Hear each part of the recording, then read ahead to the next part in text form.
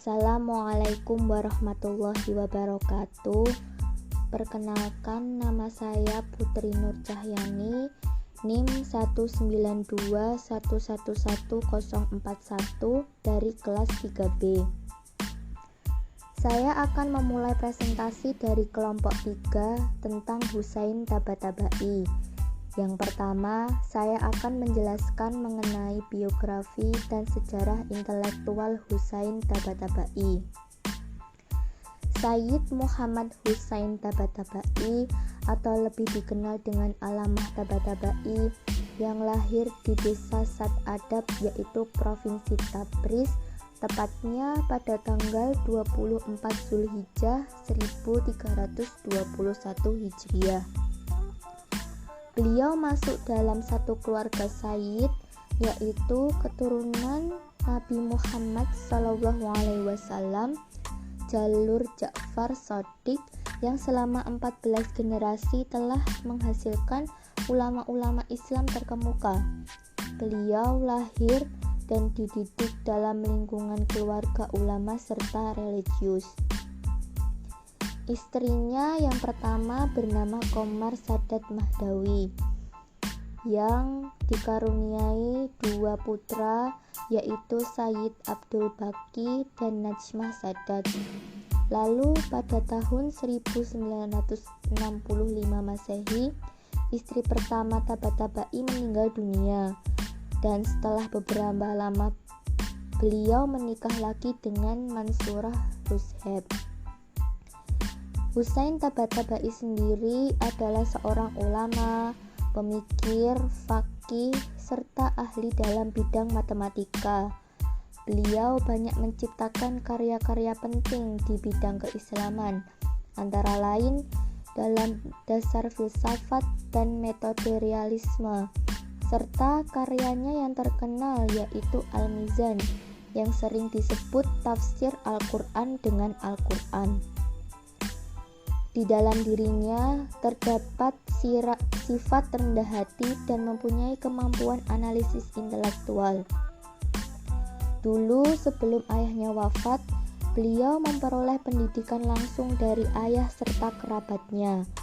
Namun, setelah ayahnya meninggal, beliau dididik oleh guru private yang datang ke rumahnya untuk mengajar bahasa Parsi dan Usuluddin. Lalu pada tahun 1344 Hijriah, beliau melanjutkan studi tentang Al-Quran dan pelajaran agama lain di kota Tabriz. Beliau menempuh studi selama 7 tahun, yaitu belajar bahasa Arab dan mengkaji ajaran agama serta teks klasik Islam. Setelah selesai tingkat pelajaran awal pada tahun 1344 Hijriah, beliau lalu hijrah ke Hauzah Najaf untuk melanjutkan pendidikannya. Dalam bidang tekstual, beliau berguru pada Ayatullah Hujjat Khuhamari hingga mencapai ijtihad sempurna. Beliau telah mencapai tingkat ilmu makrifat, lalu beliau mendapat gelar Al-Alamah yang artinya yang sangat pandai, yang disematkan oleh para cendekiawan dan orang pada zamannya. Kemudian beliau berguru dengan Sayyid Abdul Qasim Khunsari dalam bidang matematika tradisional. Dari sini beliau menulis buku tentang topik matematika tinggi yang memuat teori-teori khusus dari gurunya serta bidang ilmu akliyah. Tabatabai mempelajari filsafat dan metafisika Islam. Ia dibimbing oleh Sayyid Husain Badkubai.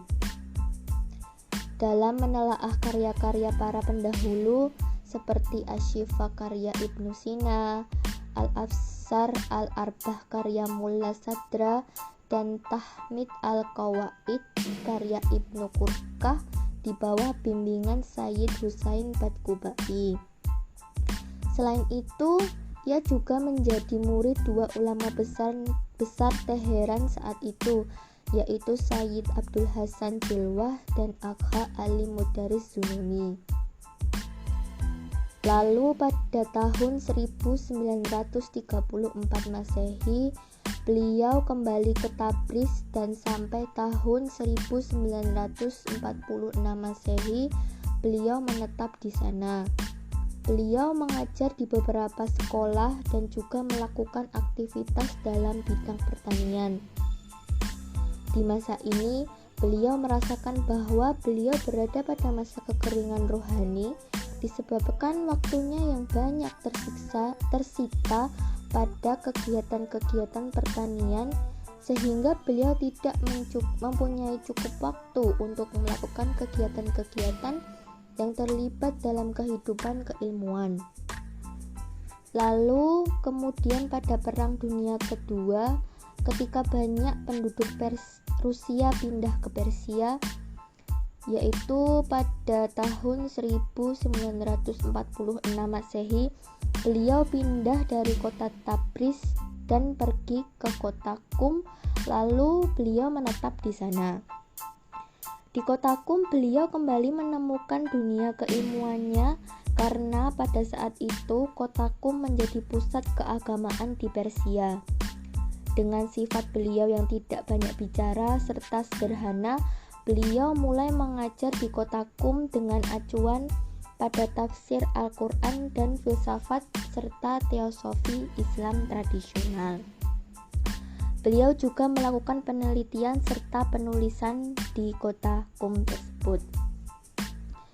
Dan kegiatan tabat-tabai selama di kota Qum selain di atas, yaitu beliau juga mengadakan majelis-majelis yang dihadiri oleh Henry Corbin, Sayyid Hussein Nasr, Darwish Shaigan, dan yang lain-lain dengan konsentrasi masalah-masalah filsafat, Ifran, Adyan, dan Islamologi.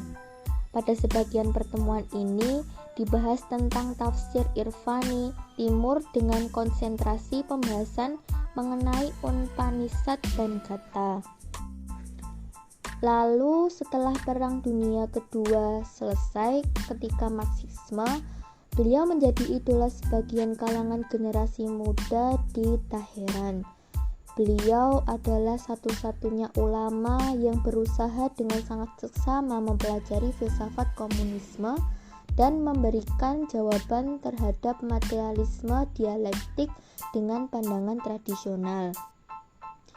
Dengan memadukan pandangan tersebut, kemudian lahirlah karya beliau, yaitu Usulhi Falsafah wal Rawashi Realisme, yaitu yang menjelaskan tentang prinsip-prinsip filsafat dan metode realisme.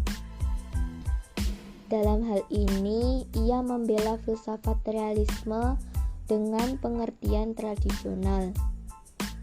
Hussein Tabatabai juga melatih sejumlah muridnya dengan pendidikan modern untuk lebih dapat mempelajari ilmu pengetahuan secara lebih baik dan sistematik.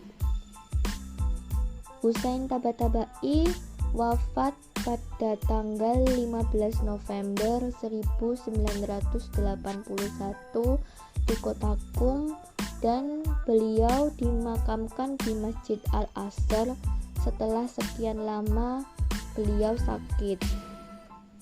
Ratusan ribu orang termasuk ulama, pembesar, serta tokoh-tokoh pejuang keagamaan datang menghadiri pemakamannya.